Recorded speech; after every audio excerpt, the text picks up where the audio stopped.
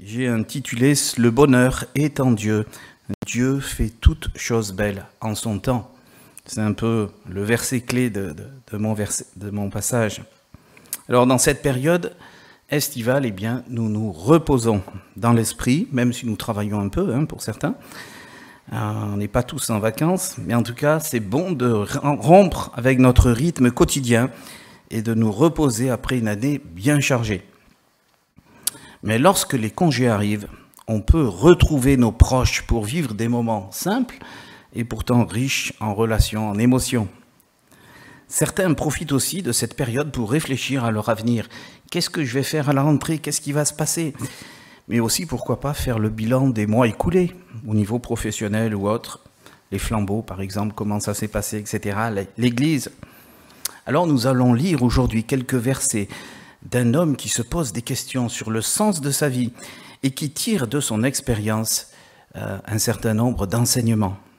Ce livre a été écrit par un sage, le Qoélète. Le Qoélète, ce terme qui veut dire celui qui rassemble, celui qui préside une assemblée, c'est un orateur.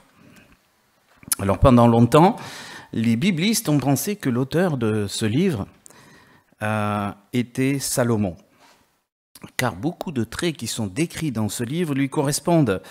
Il parle de quelqu'un qui est riche, qui a entrepris des grands travaux, qui a eu beaucoup de succès, qui est un roi, qui a eu un grand nombre d'épouses et de concubines, et c'est la sagesse qui le caractérise. Et de plus, le livre présente ce personnage comme un descendant du roi David. Et cependant, l'auteur de ce livre parle du sage ou du maître à la troisième personne et à plusieurs reprises. Or, dans tous les autres écrits de Salomon dans la Bible, que ce soit le Cantique des Cantiques ou les Proverbes 1, 10 et 25, eh bien Salomon ne cache pas son identité. Proverbes de Salomon. Ainsi, des spécialistes de plus en plus nombreux pensent que l'auteur fait parler Salomon, qu'il essaye de présenter les pensées du roi ou de donner l'impression que c'est le roi qui s'exprime. C'est une sorte de procédé littéraire qui présente un personnage quasi idéal. Alors, si cet homme idéal a échoué, eh bien, tous les autres hommes échoueront de même. Ce qu'il dit dans sa lettre a donc d'autant plus de poids. Nous allons lire une partie du chapitre 3, les versets 1 à 16.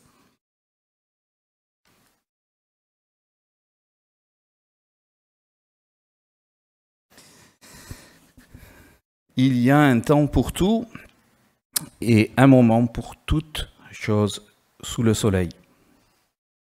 Il y a un temps pour naître et un temps pour mourir, un temps pour planter et un temps pour arracher le plant, un temps pour tuer et un temps pour soigner les blessures, un temps pour démolir et un temps pour construire. Il y a aussi un temps pour pleurer et un temps pour rire,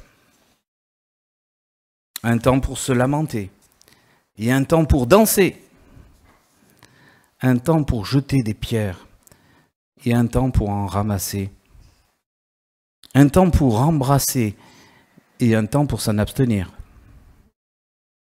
Il y a un temps pour chercher et un temps pour perdre, un temps pour conserver et un temps pour jeter, un temps pour déchirer et un temps pour recoudre, un temps pour garder le silence et un temps pour parler, un temps pour aimer et un temps pour haïr, un temps pour la guerre et un temps pour la paix.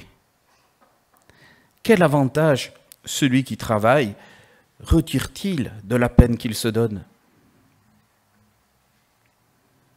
J'ai considéré les différentes occupations auxquelles Dieu impose aux hommes de s'appliquer.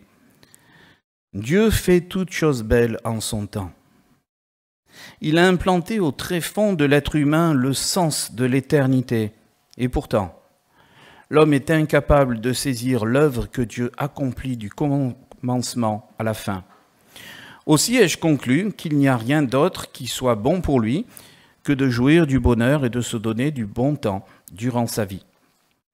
Car si quelqu'un peut manger et boire et jouir du bonheur au milieu de son dur labeur, c'est un don de Dieu. Je sais que tout ce que Dieu fait demeurera toujours. Il n'y a rien à y ajouter et rien à en retrancher. Et Dieu l'a fait ainsi pour qu'on le révère. Ce qui est aujourd'hui a déjà été dans le passé, et ce qui sera dans l'avenir a déjà été, et Dieu fait revenir ce qui a disparu. Alors pour creuser un peu plus la pensée de notre auteur, je vous propose un plan en 3 parties, et nous verrons d'abord que la vie de l'homme est remplie de circonstances qui s'opposent sans que l'on puisse rien y faire. Nous verrons ensuite que Dieu conduit toutes choses vers le beau ou le meilleur, c'est les versets 10 et 11. Et enfin, nous réfléchirons, au vu de la fragilité humaine, si le bonheur est-il possible pour l'homme? Grande question, n'est-ce pas? Alors, la vie de l'homme est remplie de circonstances qui s'opposent sans que l'homme puisse rien y faire. Il y a un temps pour toute chose. Je me suis toujours demandé pourquoi ces 9 premiers versets du chapitre 3 de l'Ecclésiaste sont aussi connus dans le monde entier.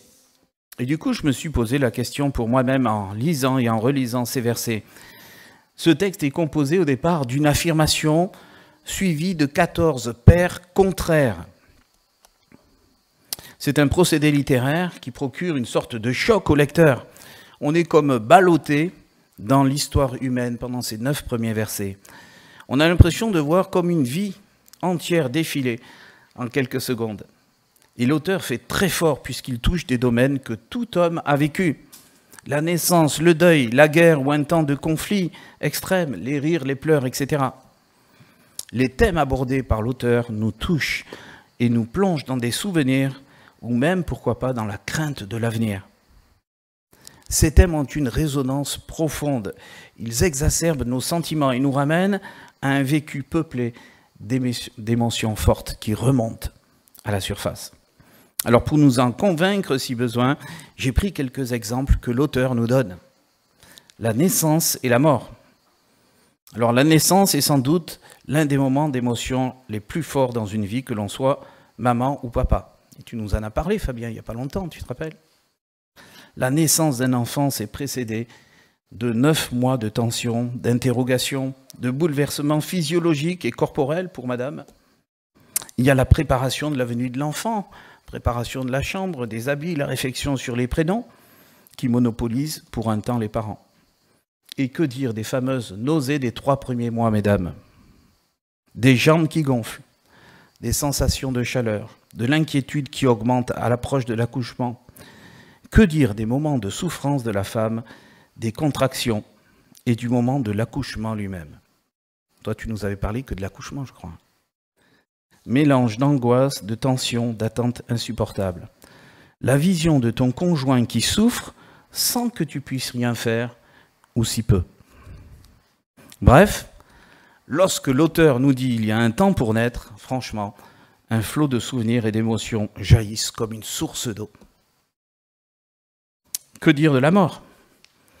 Qui n'a pas perdu un proche, vécu la séparation, la déchirure? Qui n'a pas pleuré en silence sans pouvoir contrôler ses larmes? Alors parlons-en des larmes, tiens. Il y a un temps pour pleurer et un temps pour rire.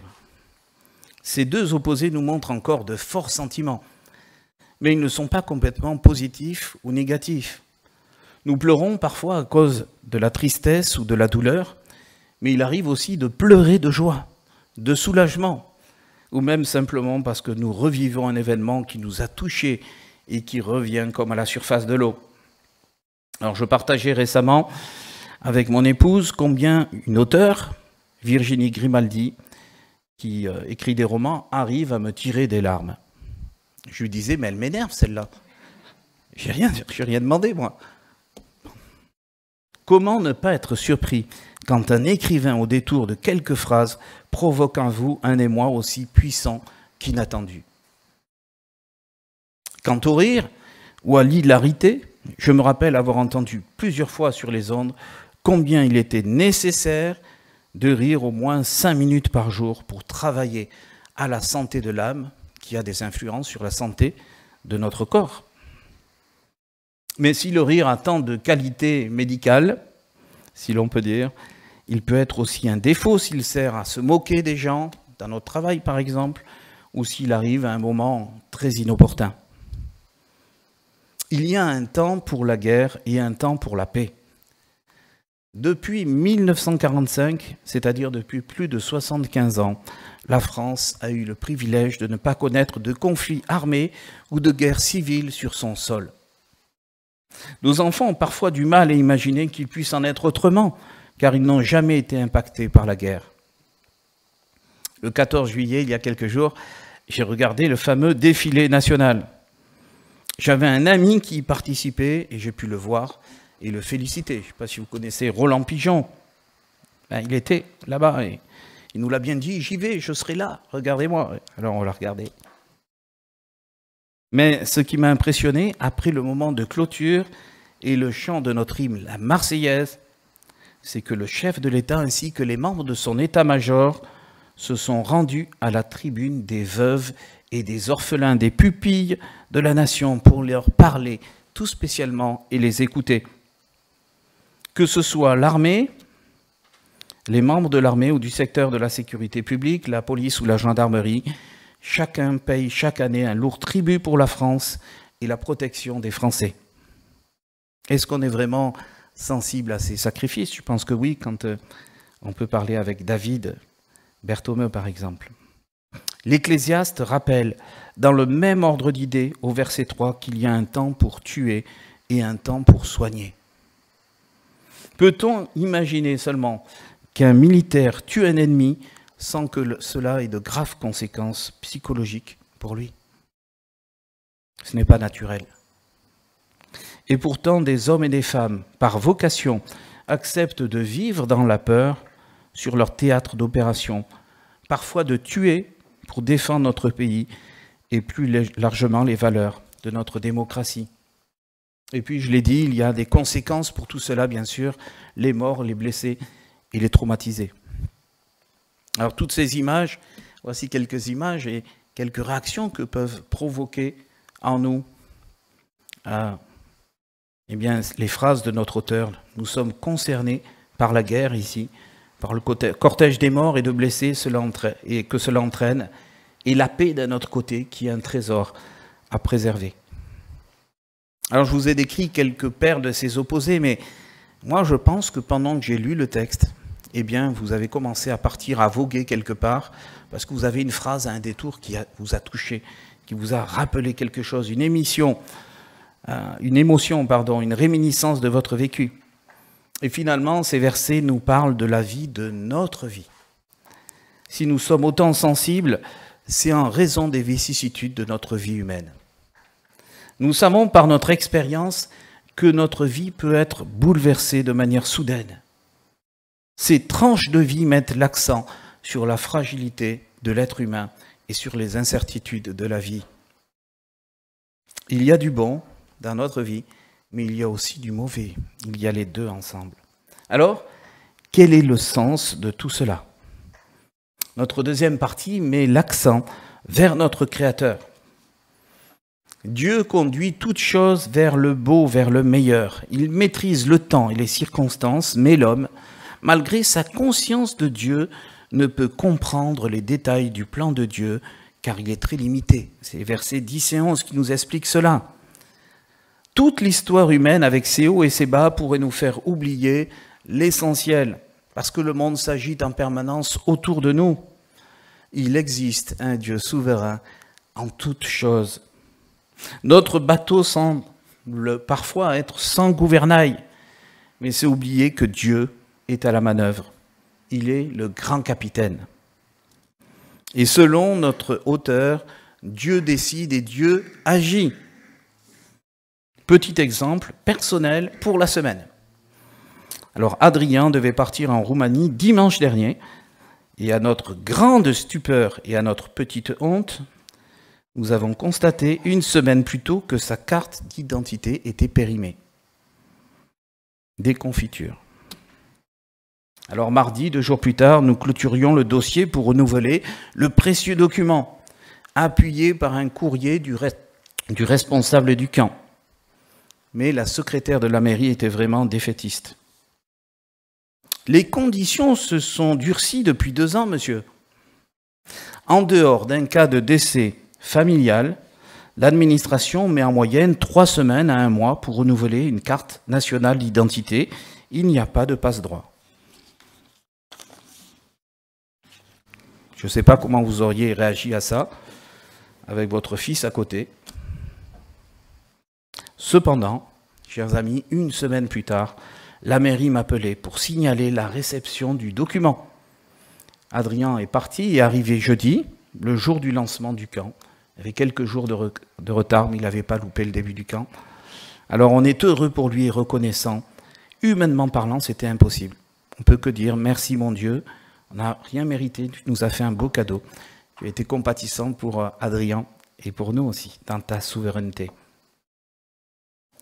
Pour l'Ecclésiaste, l'homme n'est qu'un spectateur, un observateur de l'histoire des événements qui se passent. Parce qu'il y a tellement d'événements que l'homme ne peut saisir l'ensemble. Il ne peut pas comprendre la finalité de tout ce qui se déroule sous les yeux et les intentions de Dieu. C'est un peu comme si nous regardions le dessous d'un ouvrage de broderie. Vous l'avez déjà fait sans doute. C'est désordonné, les fils se croisent, se chevauchent, sans qu'il y ait de forme ou de beauté apparente. Mais lorsqu'on retourne l'ouvrage, on voit la beauté, l'ordre, l'intelligence. Un jour, nous comprendrons tout, si Dieu et son Fils nous l'expliquent. L'auteur souligne la limite humaine. L'homme a conscience de l'éternité, mais il ne peut même pas s'en glorifier, puisque c'est Dieu qui a implanté cette conscience en lui, cette capacité. Mais c'est à peu près tout. L'homme est incapable de comprendre le sens de chaque événement, de prévoir son avenir. Alors, est-ce que c'est désespérant? C'est inquiétant, on peut dire. Mais c'est ainsi, c'est tout. Je dois accepter mon statut de créature et rester à ma place, car c'est Dieu qui a prévu mes limites. Il a agi ainsi, selon sa sagesse. Cependant, le sens de l'éternité qu'il a implanté dans chacun de nous donne quelque chose d'extraordinaire, car chaque homme peut rechercher de manière active son Créateur. Et c'est là l'essentiel. Dieu, lui, fait toutes choses belles en son temps. Dieu a un plan, nous l'avons dit tout à l'heure. Ce plan que nous ne comprenons pas dans son ensemble, mais il y a un plan qu'il va, pour l'essentiel, nous dévoiler. Dieu se dévoile. C'est le titre de Dan Carson, d'un de ses livres. Dieu, le Dieu qui se dévoile. Dieu ne demande pas à des mystiques de rentrer en extase pour communiquer avec lui. Il ne sélectionne pas des élites pour régner avec lui sur le monde. Non.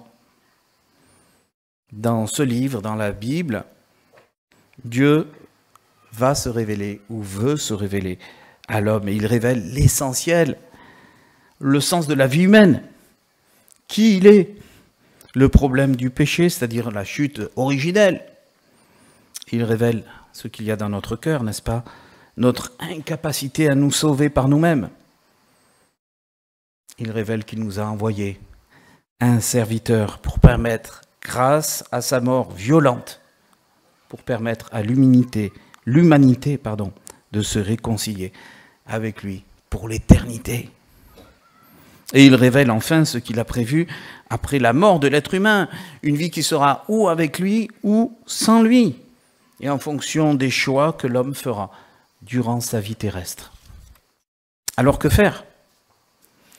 Devant cette vie mouvementée et ces événements sur lesquels nous n'avons aucune prise, devons-nous nous sentir désarmés, désespérés, malheureux? L'Ecclésiaste, s'il est extrêmement réaliste sur la vie de l'homme, reste cependant très positif. Et nous le voyons dans la suite de notre texte.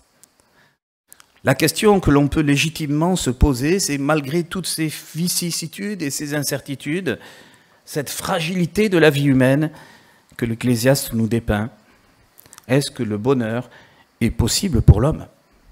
C'est notre troisième partie.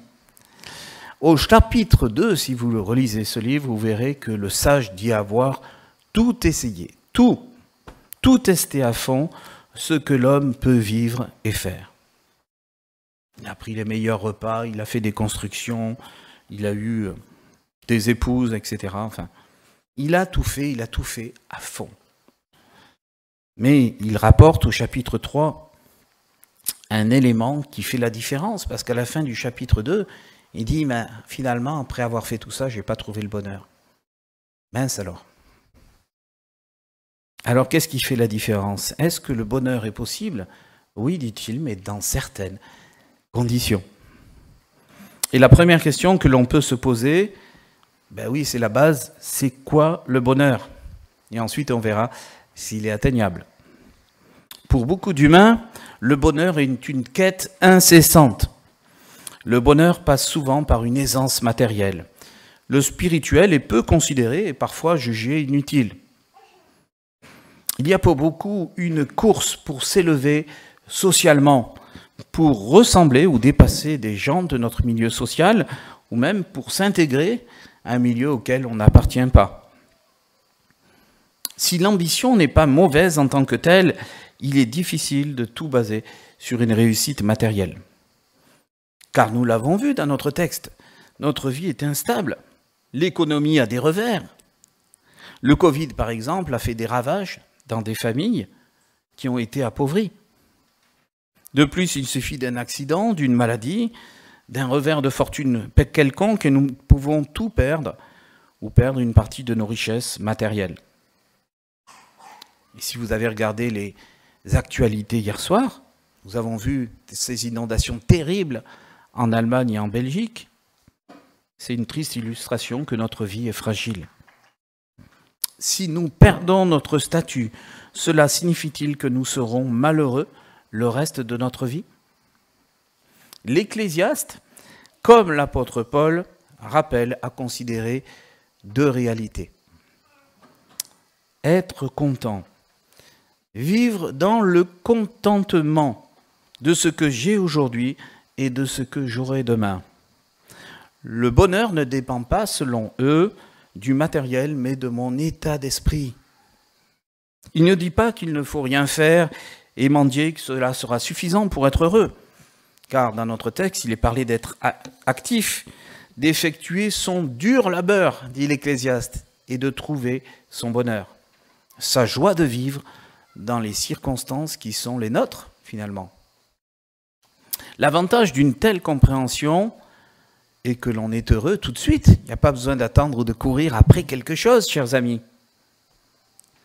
Oui, il y a des hauts et des bas dans notre morale, ou dans nos ressources matérielles, dans notre travail, etc. Mais il est possible d'être heureux dans ce que l'on est et dans ce que l'on vit. Mais l'Ecclésiaste précise dans son texte sa pensée. Il ne s'agit pas d'une sorte de méthode couée consistant à s'auto-convaincre comme le faisait Danny Boone lors d'un de ses spectacles en disant « Je vais bien, tout va bien, je vais bien, tout va bien, etc. » Il va s'agir de nourrir et de s'abreuver à la source du bonheur. Ben oui, si vous avez soif, qu'est-ce que vous faites? Vous buvez. Si nous comprenons ce que Jésus-Christ a fait pour nous en mourant sur la croix, nous naissons de nouveau. Nous naissons d'eau, c'est le baptême, et d'esprit. Et le Saint-Esprit vient corporellement habiter dans le cœur d'un nouveau converti. Et Dieu va petit à petit se dévoiler et révéler qui il est et ce qu'il attend de notre relation. Si nous vivons une vraie relation avec lui, il va changer petit à petit nos perspectives de vie. Nous ne vivrons plus pour nous uniquement, mais pour lui. Notre bonheur sera en lui, ne dépendant plus de notre situation matérielle. Et l'Ecclésiaste rajoute une petite chose, une autre précision pour vivre heureux. Eh bien, c'est qu'il faut se décentrer de nous-mêmes. C'est-à-dire ne pas constamment regarder à ses besoins, ce qui nous semble bon, à notre nombril en quelque sorte. Et pour arriver à ne plus se contempler soi-même, eh bien, il faut diriger nos regards ailleurs, vers Dieu Et le verset 14 nous dit, tout ce que Dieu fait demeurera toujours. Il n'y a rien à ajouter ni à retrancher. Et Dieu l'a fait ainsi, pourquoi? Pourquoi est-ce qu'il a fait toutes ces œuvres de création extraordinaires dont nous avons parlé ce matin? Pourquoi est-ce qu'il nous a créés, chers amis? Eh bien, c'est pour qu'on le révère. Et nous avions un verset que tu as lu, qui disait aussi cela dans Job ce matin. La création de l'homme, pour que l'homme le révère. Notre bonheur va donc se vivre dans l'adoration du Dieu créateur et sauveur, s'il est notre sauveur. Mais Dieu procure la joie et le bonheur, et il faut cultiver cela. Voilà pourquoi Dieu a créé l'Église, la communauté des chrétiens qui louent et adorent. Et dans cette perspective, nous pouvons dire qu'être chrétien et heureux est une sorte de pléonasme. C'est un pléonasme. Nous n'avons plus besoin de partir à la recherche perpétuelle du bonheur parce que nous avons trouvé un bonheur durable, constant, pur, enthousiasmant en Jésus-Christ. Alors peut-être aviez-vous de grands projets avant de devenir chrétien, par exemple de faire des voyages autour du monde. Peut-être que dans votre vie, vous accomplirez ces projets. Peut-être que oui, peut-être que non. Mais si vous ne les accomplissez pas, ce n'est pas grave, car vous ne serez pas malheureux. Votre bonheur ne dépendra pas de cela. Alors vous l'avez compris, notre bonheur dépend uniquement désormais de Dieu. Et la bonne nouvelle, c'est qu'il ne nous déçoit jamais si nous demeurons en lui. Jésus dit, « Je suis le cep de la vigne, vous en êtes les sarments. Celui qui demeure en moi et en qui je demeure portera du fruit en abondance, car sans moi, vous ne pouvez rien faire. » Alors je vous propose à présent quelques questions d'application qui sont des questions personnelles. Est-ce que je me sens heureux en Christ? Est-ce que je me sens heureux en Christ aujourd'hui? Ai-je une vision spirituelle ou matérielle du bonheur? Ai-je une vision spirituelle ou matérielle du bonheur? Si je ne parviens pas à atteindre mes objectifs professionnels, cela me rendra-t-il malheureux? Si je ne parviens pas à atteindre mes objectifs professionnels, cela me rendra-t-il malheureux? Est-ce que j'arrive à vivre dans le contentement, quelle que soit ma situation?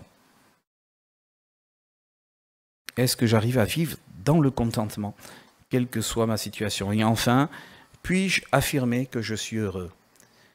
Si je n'ai discuté avec vous ce matin, est-ce que vous pourriez me dire, oui, je suis heureux. Je suis heureux parce que j'ai le Christ dans ma vie.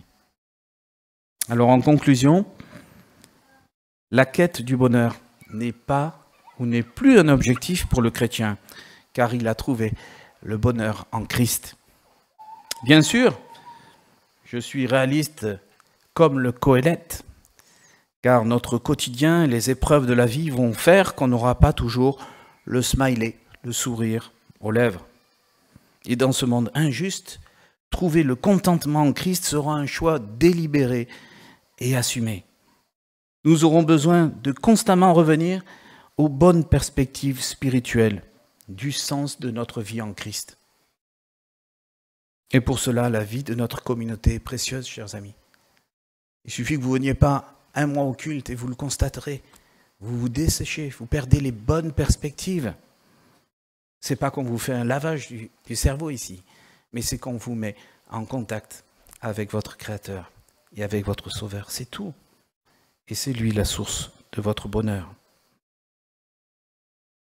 Ici, comme dans les autres communautés chrétiennes, nous pouvons partager nos fardeaux, pleurer avec ceux qui pleurent et nous réjouir lorsqu'un frère a tel ou tel succès ou que son enfant réussit un examen.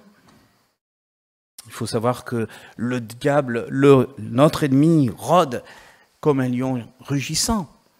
Il essaiera constamment de nous retirer notre bonheur et notre joie d'appartenir à Dieu. Alors non, disons non à cela. Il y a une seule solution, demeurer dans l'amour du Père et prier les uns pour les autres. Amen.